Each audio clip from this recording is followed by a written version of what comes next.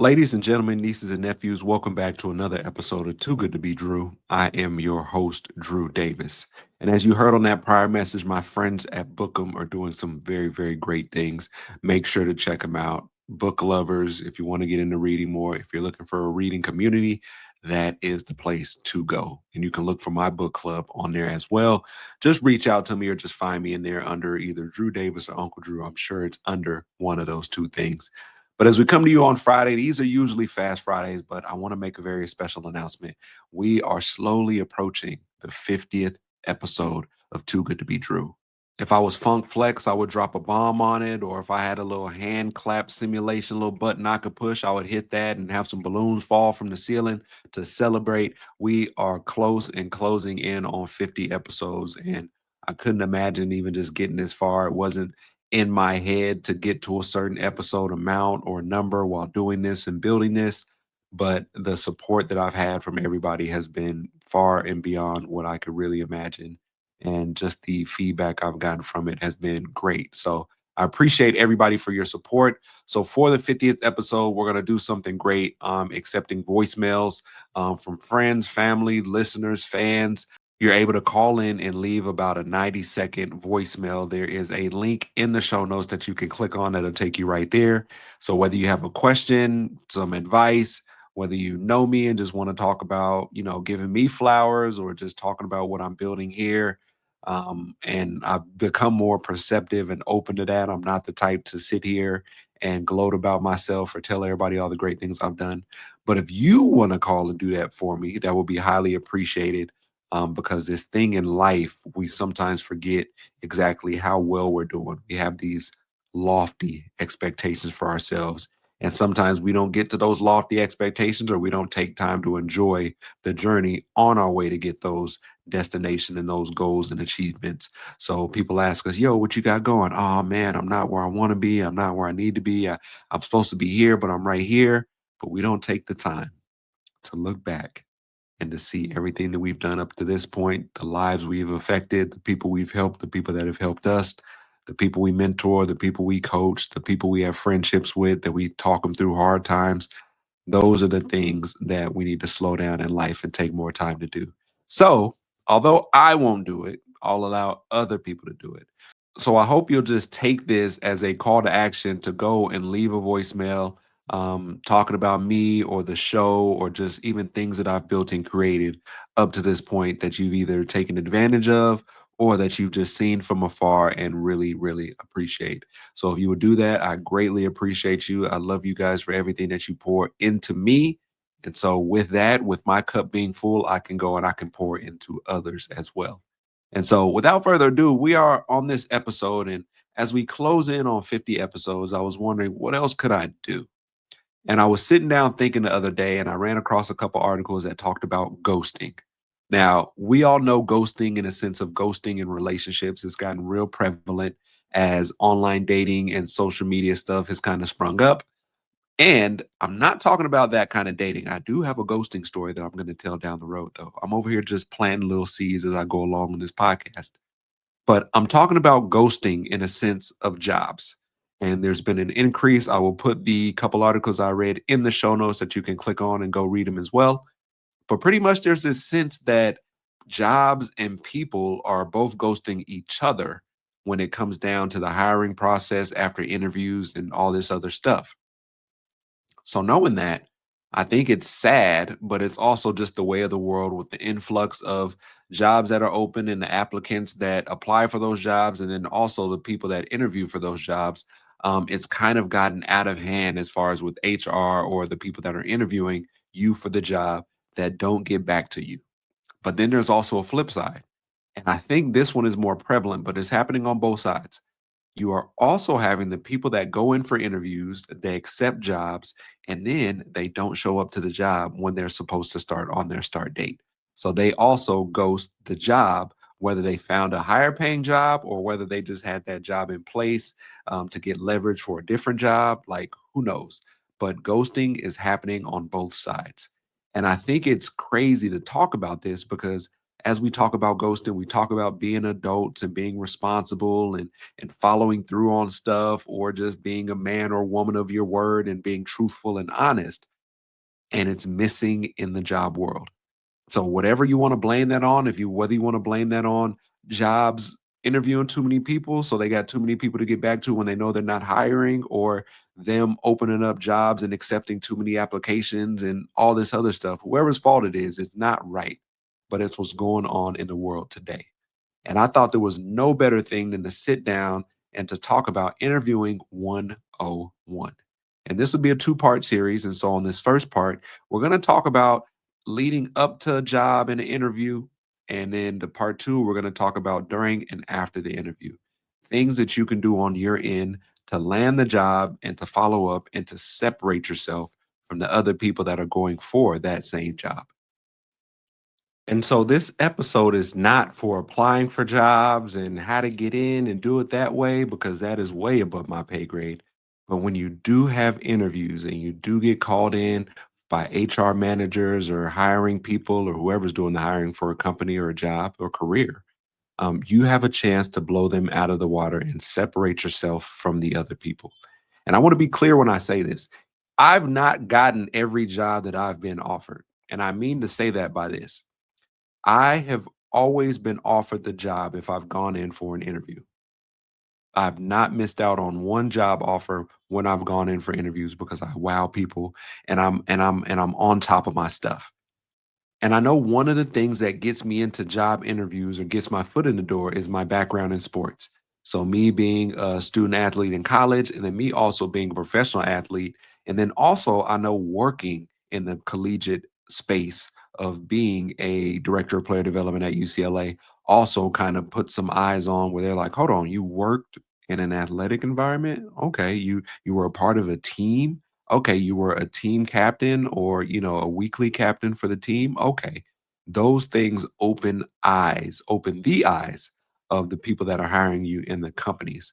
One, I think it turns their head because they're like, "Whoa, I've never interviewed a professional athlete before. Like, let me bring him in to just say I met him." And whether that's the case or not, that's my way to get my foot in the door to then wow them to say, hold on, I've never interviewed a professional athlete, and this dude is so put together, he's so team oriented, he's so focused, he's so hardworking, whatever it might be, that is your chance to blow them out of the water.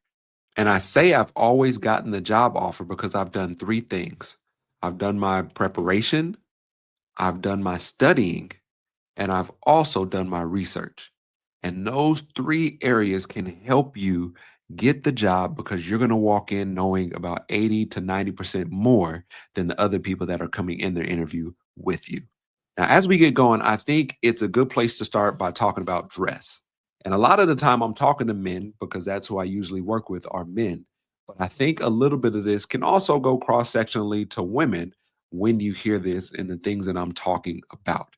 And this main point that I'm going to say, and it's an outlier of the things that I'm going to get into. But when you walk into this interview, or when you go into this interview, or when you show up in this interview on Zoom or virtually, you need to dress not for the position that you're going for right now, but the position that you want in life. And the thing that I'm trying to say is, say you're trying to get a job at McDonald's, and McDonald's isn't super flashy, and you might not think you need to go head to toe in a three-piece suit and dress shoes and a pocket watch and a tie and a handkerchief and all that stuff. But you definitely need to go in slacks and a dress shirt and possibly a tie at bare minimum. That's what you need to walk into the interview with. And now you're like, man, it's Drew, what are you talking about? It's just McDonald's. Like, they should be wanting to hire me. My thing is, when you dress a certain way, you give people a first impression of you that many people are too lazy or just don't want to do. And I even mean that by you popping up on the screen virtually like this, not just in a polo, but maybe you got on a dress shirt and a tie. Don't matter. Maybe you got some pajamas on the bottom, or you're still in your boxes or your tidy whities, whatever it might be. Maybe it's business up top, party down below. That's your preference. But what I'm saying is there are so many people that don't want to put forth the extra effort to separate themselves from the pack. And anytime I go into a job interview, I go in a suit. And whatever job that might be, whether if it's a job that I want to have for 6 months to a year, or whether if it's a lifetime job that I wanted to pursue, I go in there because I know that a lot of other people that are coming in for this interview, one, they won't wear a suit. Two, I like dressing up.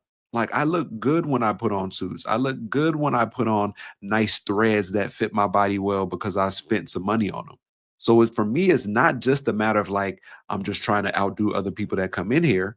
Part of that is because that's me and that's my personality. And I want the person when I walk in the room to say, yo, like, why is this dude going for this job? He should be an executive or possibly fighting for and vying for a CEO position somewhere. Like, I don't want to fit in.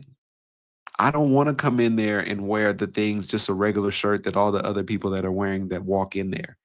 I want people to be like, yo, that one dude that came in a suit, how was he with the interview? Like, he seems like he's all business when he comes in here. He's probably the best dressed person I've seen walk into an interview. Like, once you already have done that, you've already won. Now you just got to not blow the interview, which is why I'm going to talk to you about these other steps as well. So, one, I talk about preparation.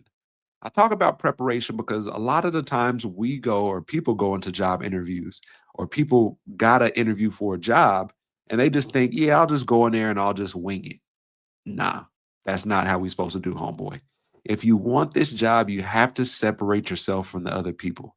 And what does that mean? That means preparation.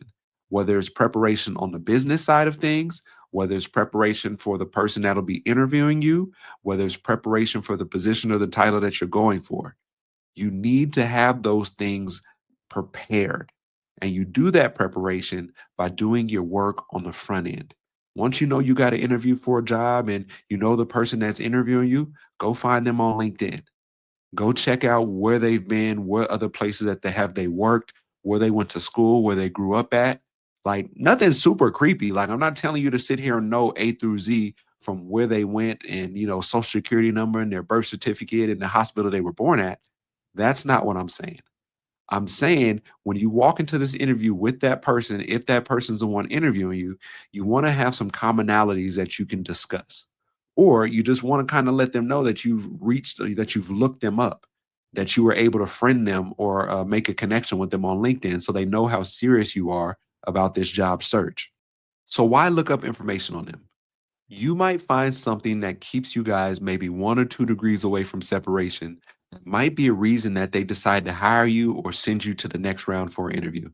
You guys might have went to the same high school or went to the same college, grew up in the same neighborhood. You might have some connections that you know through LinkedIn where you can call your friends or your connections and say, "Hey, I got a job interview with this person. I saw that you're a connection with them on LinkedIn. Can you tell me a little bit about them?" Or you work for that same company. How was working for that company?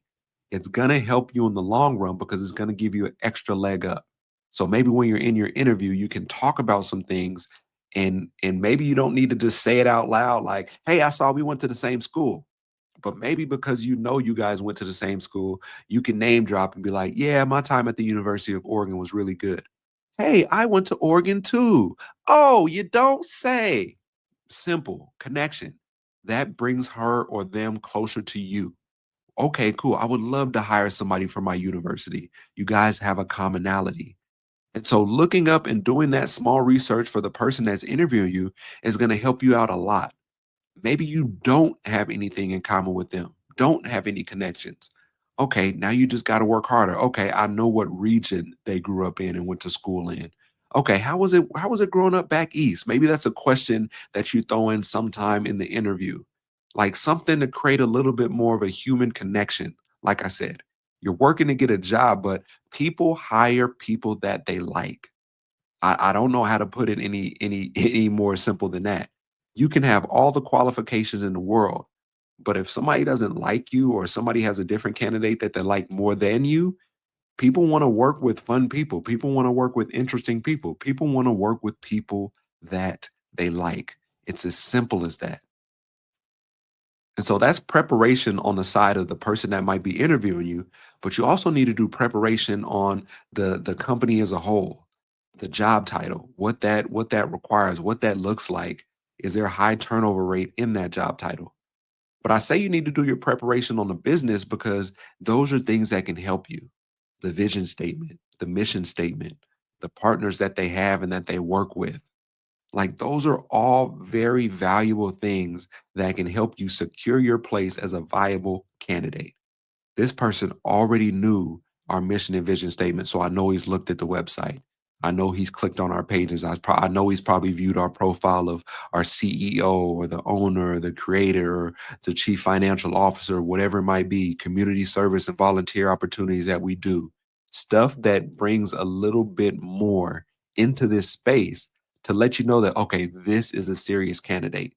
This person's just not somebody who showed up and they're like, "What do you know about our company?" Not much, but you guys were open for positions, so I applied for one. Even if that's the real reason, you should not just sit down and say that because then a person's like, all right, this person's got no skin in the game with us. Okay, cool. I'll still explain what our vision and mission statement is, but that's less time you get to wow them in the interview when you have them talking and explaining rather than you talking and explaining your career, your background, what you want out of your life and career, which is valuable time that you can use to solidify yourself as a viable candidate. Lastly, I would say the job title and the position that you're going for.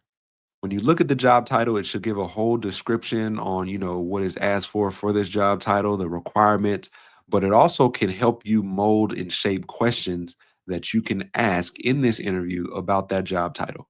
And you should always go into the interview with questions. And I say have about 5 or 10 questions, have some that are really, really hard, have some that are really, really easy.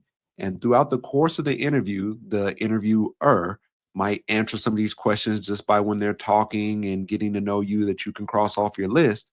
But then there should also be some on there that they're not going to be able to answer through this interview. And at the end or at the middle, whenever they ask you, do you have any questions?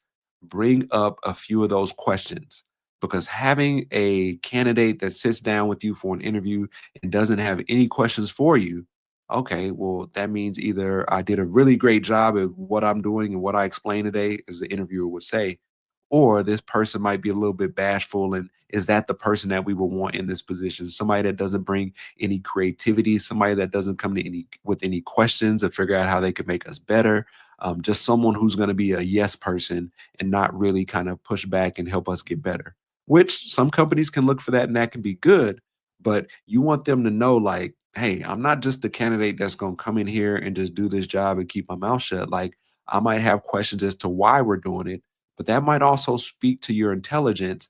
And cool, they're hiring you for an entry level position. But man, this is someone that we can see growing with the company because they've exhibited questioning that not a lot of candidates who come in here for interviews do. And so this candidate or these questions separate this candidate a little bit more from the other people that are around him. So that rounds out the preparation part of what you can do leading up to the interview and kind of maybe right before you get to it and get into it. But there's also the area of research. And it kind of goes hand in hand with preparation, like I talked about, as knowing who's interviewing you and knowing about the company. But I have this funny story where I was helping my niece at one point. She was applying to all these jobs, and I was back in Colorado at one point. So she had a job interview, and I took her to the job interview, and on the way there, I asked her a couple questions, and I think it was at Burger King or something. And so I asked her a couple questions, and I said, what do you know about Burger King? And she was like, I know that they started it in da da da da by this guy named da da da da da da da. Da." She said a couple things, and I was like, oh, I was like, did you just make that up? And she bowed her head, and she goes, yeah. And I was like, okay. So like I kind of wanted her not to fall flat on her face, but it was just me kind of giving a small heat check for her. And so as when I picked her up after her interview and we went back home, and I said, anytime you have a job interview, you should do some research, you should do some preparation, and you should study. Like you should know where Burger King started, where the first store was, maybe who's the store manager of this store.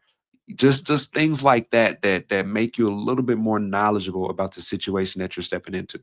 Doesn't matter where you're starting your work at. Like I said, McDonald's, Wendy's, fast food, waitressing, whatever it might be, being a bar back or a bar hand or a bartender. But the more information that you go in with, the more studying and research that you do, you're going to be better off because it puts you light years ahead of the other people that you're going to go against. And so I was telling her, I was like, You definitely need to research because you're going into a fast food restaurant and you don't know anything about their history. Do you need that to work in there? No, not really. But you need some of that stuff when you walk into this interview. When they ask you about, what's our best ingredient? What's our best burger? Like that stuff will be online. That stuff will be documented.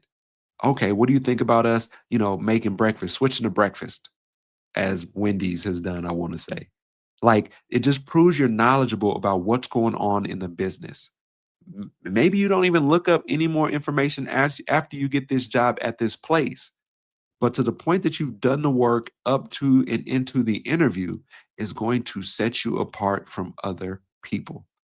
I got this job that I have working with the Trust, and the Trust is an organization that works with retired and former players and helps them get their benefits. But it's an organization where we're giving benefits or we're letting people know about the benefits that they've earned while playing in the NFL.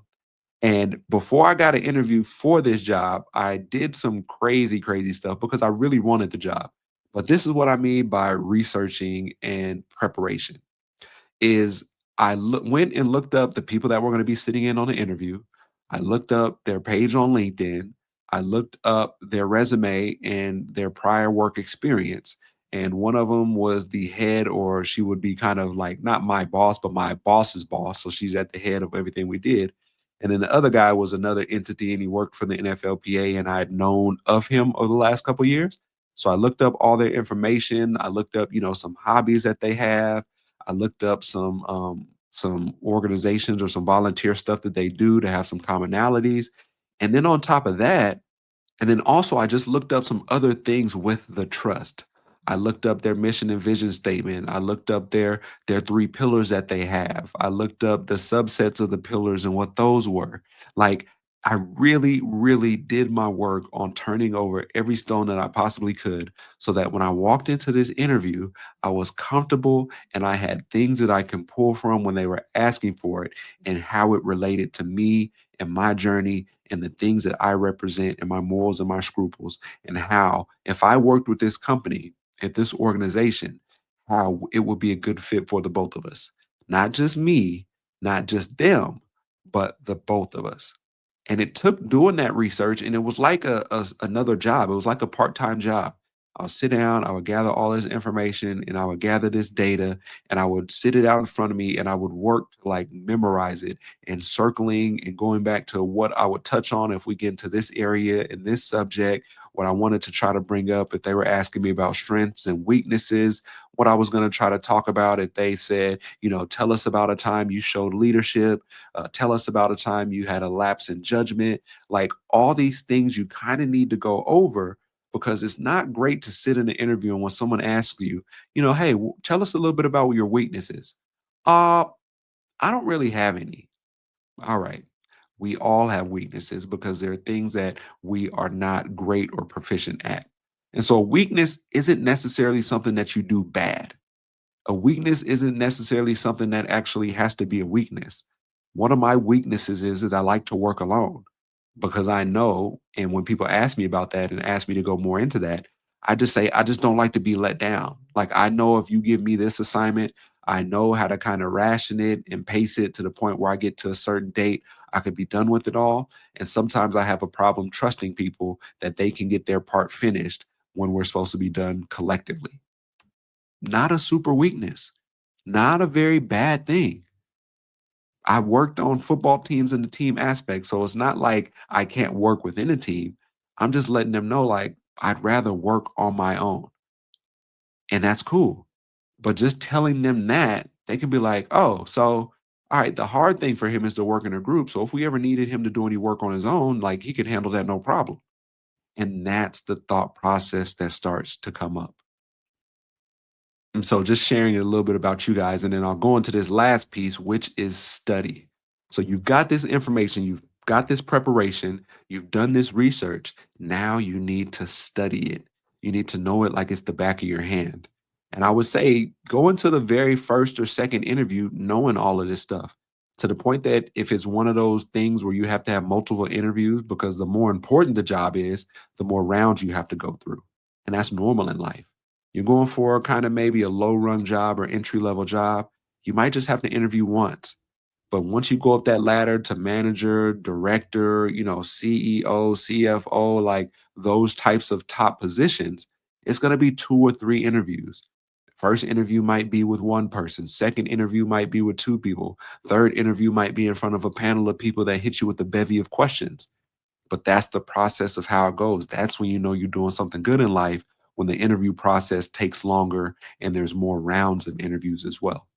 But the final thing you need to do is study. And I said that, I said preparation, I said research. And as I talked about my last job, I took all that information I had and I put that information into an app I have on my iPad called Good Notes. And I love the app of Good Notes because they had just made this feature at the time where you could pretty much create flashcards. And anybody that's old school like me and you used to study, you used to have flashcards where you wrote one thing on one side and then maybe wrote the definition or the answer on the other side or the question on one side, and you studied like that by yourself, just looking at one side of the flashcard, seeing if you could recite what's on the other side, and moving on to the next flashcard. It's a very good way for how I learned. But for the job I was going for with the trust, it talked about like it had data and numbers and statistics. So it wasn't just your run of the mill, just, real bland answers. It was like I wanted to be precise. And I can't remember fully, and I wish I could bring it up on this computer. Maybe I will at another time. But it had numbers. And that's another thing. Since I was in the NFL and since I was registered in the trust, and we'll talk about that in a minute, but I was registered in a trust as a player. So I would get these emails for like quarterly on how they did the previous year with the number of people they had sign up, with the data and statistics that they had, with launching some of the stuff they did on social media, and then also just like the number. What else was the other thing? The other thing was I think, like, they just had specific numbers and percentages that they had in this document that was for the previous 2 or 3 years, and so I start pulling information from that, and so when they're asking like, "Hey, what do you think about social media?" "Hey, I love social media. I think the trust has been great. They've upped their impressions by 1,050% when it comes to areas in social media and outreach with former players, which I think is a mega space to get into because there are so many people that are on social media. So if we're able to connect with them through that and get them registered or enrolled with the trust or communicate with them, that's more people that we can bring in and get enrolled and signed up. They're in their mind, they're thinking like, how does this dude know that we have a 1,050% increase in our social media presence and impressions?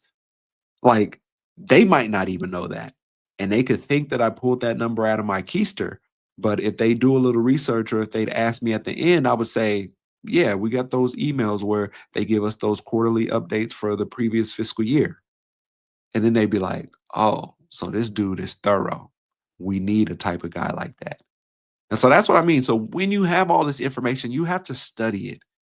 And it might be a little wordy. You might have to say, man, I love that FedEx was created in 1940 by a guy who wanted to get a package somewhere and he couldn't. So then he started out this company, and I like that FedEx didn't start out as FedEx. It started out as Brothers Quarterly Delivery Service. All this information I'm telling you right now is wrong. But I remember doing that a long time ago where for my niece, she was going for a job at FedEx, and in order for me to quiz her or when I wanted to ask her about some stuff, I went and did my own research on FedEx and just wrote down some of the major stuff, like when they were created, where they were created, which was Memphis, Tennessee.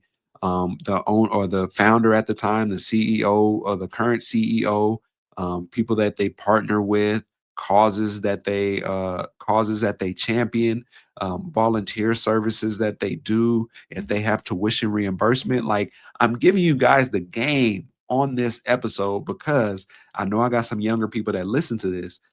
You can't look at a job or a job interview as far as like they should want me. There's a whole line of you lined up. I shouldn't have said line of you lined up. There's a whole slew of you lined up to get this job in this position. Why should they pick you? Give them a reason to not pick you. You know what I'm saying? This person came in, they knew this, they knew that. I didn't even know that. They came in, they were prepared, they dressed great. Like, if we pass up on this applicant, we got to be either sick or dead. Give them a reason not to pick you. Don't you give them that reason. And so, why I talk about preparation and research and studying? Because you need to do all you can before you walk into that room. And the people that it's okay to have some butterflies in your stomach before an interview, before you go in. But sometimes, if we're really nervous about what's about to happen, it's because we didn't do the groundwork in the beginning. It's because we don't feel fully prepared. I still felt nervous when I got on that interview with the trust. And I'm talking, I was going through my flashcards up until the point where we started the interview. But that was because it's good to have a little bit of jitters, but I was also like, I don't even think I used all the information that I had on my flashcards. I used it sparingly when it was needed.